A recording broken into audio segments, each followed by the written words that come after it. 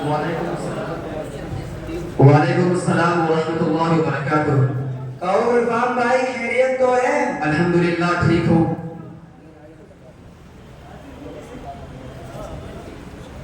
अल्हम्दुलिल्लाह ठीक हूँ और मैं मुसलमानों के मौजूदा हालात से परेशान हूँ। क्या हो गया मुसलमानों के हालात को? आज मुसलमान माशी, सियासी और दीगर असरे उलूम हर मैदान में पीछे नजर आते हैं और मुसलमानों की मौजूदा पस्ती के जिम्मेदार ये मुल्ला लोग हैं, बल्कि उन्होंने अल्लाह का इस्लाम छोड़कर और अपना इस्लाम राइज कर रखा है। तलाक ही को देखो, कुरान करीम में 3 तलाक का जिक्र कहीं भी नहीं, लेकिन इन मुल्लाओं ने 3 तलाक को राइज कर रखा है, जिनके वजह से कई मुसलमान घर बर्बाद हो रहे हैं। बस करो जमाल साहब, हमसे कुरान और हदीस और उलमाए किराम के खिलाफ बिल्कुल नहीं सुना जाता। तरक्की हो या तरक्की, हम कुरान हदीस को नहीं छोड़ सकते और ना कि उलमाए किराम का दामन छोड़ सकते हैं। देखो दोस्तों, हम तो दिल से मुसलमानों की हालत की इस्लाह चाहते हैं और बस। हाँ बिल्कुल, हम मामले के एक पहलू से वाकिफ हो गए, अब दूसरे पहलू से वाकिफ होने के लिए हमें उलमाए किराम से लेना चाहिए कि हमारे मामले के मुल्ले साहब हैं, हम लोग इस्लाम के बारे में कुछ जानना चाहते हैं। कठोला था कठमुल्ले बड़े दीनदार हैं, करीब हम लोग इस्लाम के बारे में कुछ जानना चाहते हैं कठमुल्ला साहब। जी गुलफाम साहब, तुम लोगों को तो बात करने का जी नहीं चाहता। चेहरे पर दाढ़ी नहीं, लिबास अंग्रेजों वाली, अंग्रेजी तालीम हासिल कर लो। लोग बताओ कैसे मुसलमान? आपको हमारे मुसलमान होने में शक क्यों? हाँ, हमारे अमाल की वजह से हम लोग गुनहगार हो सकते हैं, काबिल तो नहीं हो सकते। ऐसा लगता है आपको इस्लामी नॉलेज नहीं है।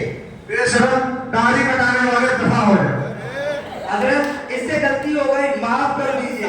साइंस, टेक्नोलॉजी और दीगर असली उलूम हासिल करना कैसा है हजरत? बिल्कुल नाजायज और हराम है। अगर हमारी बात शरीयत के मुताबिक नहीं लगती तो जाओ तुम लोग जहन्नम में। दोस्तों देख लिया ना, ये है हमारे मुल्ला, क्या ये ठीक कर रहे हैं? इनसे मिलने के बाद तो हमारी परेशानी बढ़ गई। अल्लाह हिफाजत फरमाए, ऐसे मुल्लाओं से बदगुमानी होने लगी। लेकिन आप करना क्या चाहते हैं? भाइयों, एक बात बताओ, अल्लाह ना करे हम में से अगर कोई बीमार हो तो माहिर डॉक्टर से इलाज करवाना अक्लमंदी है या झोला छाप डॉक्टर नुमा जाहिल से इलाज करवाना समझदारी होगी? माहिर डॉक्टर से इलाज करवाना अक्लमंदी है। जनाब सादुल्लाह साहब, हम तो आपको मौलवी साहब समझते हैं, बड़ा मेहरबानी आप ही बता दीजिए। अच्छा ये बताओ, अगर कोई डॉक्टर नुमा जाहिल से इलाज करवाए और उसकी बीमारी और बढ़ जाए तो यह गलती किसकी है? क्या उसकी वजह से माहिर डॉक्टरों पर एतमाद नहीं किया जाएगा? हरगिज़ नहीं जनाब, माहिर डॉक्टर पर एतराज करने कोई सवाल तो पैदा नहीं होता है, बल्कि इलाज करवाने वाले की अपनी नादानी और बेवकूफ़ी है।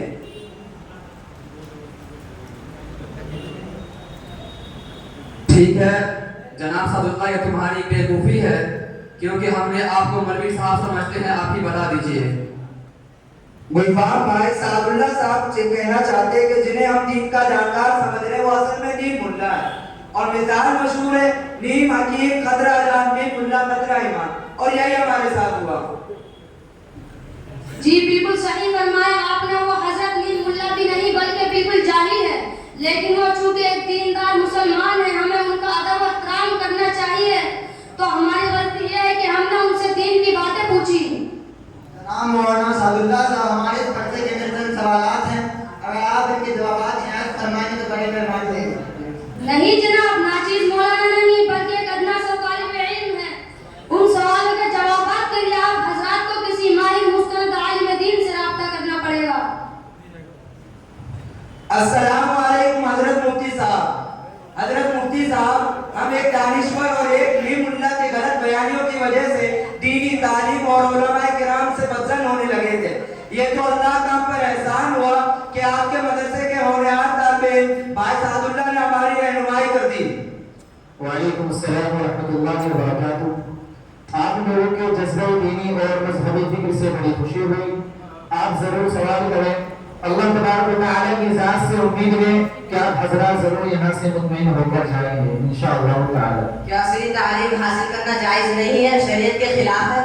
पहले तो अच्छी तरह ये जान ले कि حاصل اور دینی تعلیم کی طرف دو حصوں میں تقسیم کرنا غلط ہے۔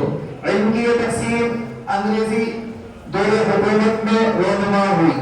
علمی اصول حاصل کرنا شریعت کے خلاف قطعا نہیں ہے، البتہ عصری علوم کو شریعت کی رہنمائی کی ضرورت ہے۔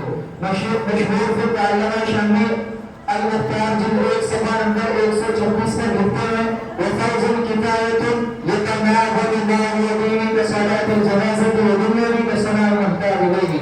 اسے معلوم ہوا کہ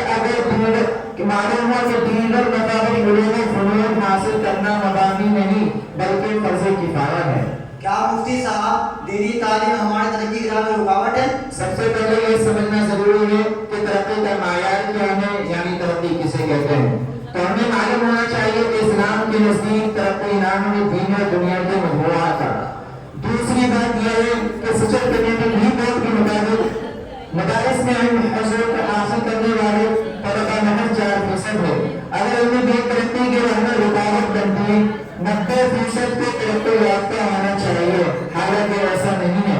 تیسری بات یہ ہے کہ علم دین بھی ہے جس نے دنیاوی علوم حاصل کرنے کو فرض کفایہ کہا ہے، تو کیا آخر علم دین کو دنیاوی ترقی کی راہ میں رکاوٹ کیسے کہا جا سکتا ہے؟ مفتی صاحب، آپ کے بارے میں مجھے معلوم ہوا کہ آپ بہت بڑے عالم دین ہیں۔ مجھے ایک سوال کا جواب بتا دیجئے، کیا 3 طلاق کا ذکر قرآن شریف میں ہے؟ جواب سے پہلے میں آپ سے ایک عام اور آسان سوال کرتا ہوں۔ آپ یہ بتائیں کہ اگر کوئی مسلمان اللہ پر ایمان رکھتا ہو لیکن محمد رسول اللہ صلی اللہ علیہ وسلم کو نہ مانے، لا الہ الا اللہ کو اقرار کرے لیکن کلمہ کے دوسرے جس محمد رسول اللہ کا انکار کرے، یا کوئی قرآن کو مانے لیکن حدیث کو نہ مانے، تو کیا وہ مسلمان ہو سکتا ہے؟ نہیں مفتی صاحب، ہرگز ایسا شخص مسلمان نہیں ہو سکتا، بلکہ مسلمان ہونے کے لیے اللہ اس کے رسول قرآن و حدیث دونوں پر ایمان لانا ضروری ہوگا۔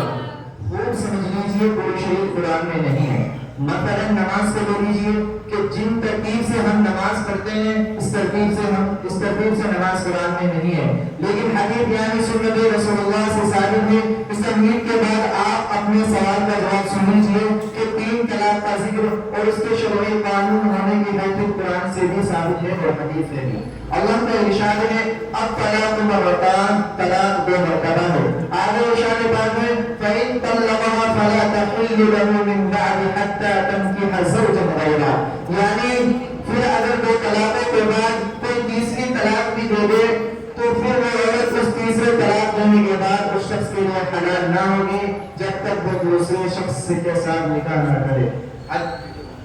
حدیث شریف میں حضرت رسول اللہ عنہ نے آپ صلی اللہ علیہ وسلم کے سامنے اپنی بیوی سے اعلان کیا اور اس کے بعد حضرت علی رضی اللہ عنہ نے 3 طلاق دے دی۔ سنن ابو داؤد میں ہے کہ فأنزل رسول اللہ صلی اللہ علیہ وسلم، یعنی آپ صلی اللہ علیہ وسلم نے اس 3 طلاق کا نافذ فرمایا۔ الحمدللہ مفتی صاحب، آپ نے میری ساری ٹینشن ختم کر دی۔ اللہ تبارک و تعالیٰ آپ کو جزائے خیر عطا فرمائے۔ دوستو ذرا غور کرو ہمارے ملک کے نیوز چینلوں پر وہ کس طرح مکاری اور عیاری سے اپنی ناپاک ذہنیت کا ثبوت پیش کرتے ہیں تاکہ ہمارے علماء کرام کو بدنام کر کے عوام سے دوری پیدا کر سکیں۔ وہ لوگ کم علم بلکہ جاہل کو ترجمان بنا کر اور اسلامک اسکولر بنا کر ڈیبیٹ کے لیے پیش کرتے ہیں تاکہ اسلام کو بدنام کر سکیں، اور ان کی خاص نظر ہماری تنظیموں پر سے اسلامک پرسنلوں پر ہے جس کو وہ بدنام کر رہے ہیں۔ الحمدللہ حضرت مفتی صاحب، ہمارے تمام اشکالات حل ہو گئے۔ اب آخری سوال یہ ہے کیا ملا کا اسلام اللہ کے اسلام سے الگ ہے؟ آپ ہمیں یہ بتائیں کہ اگر جج ہندوستانی قانون کے مطابق کوئی فیصلے کرے تو کیا کہا جا سکتا ہے کہ جس کا قانون ہندوستان کے قانون سے الگ ہے؟ نہیں، بالکل نہیں۔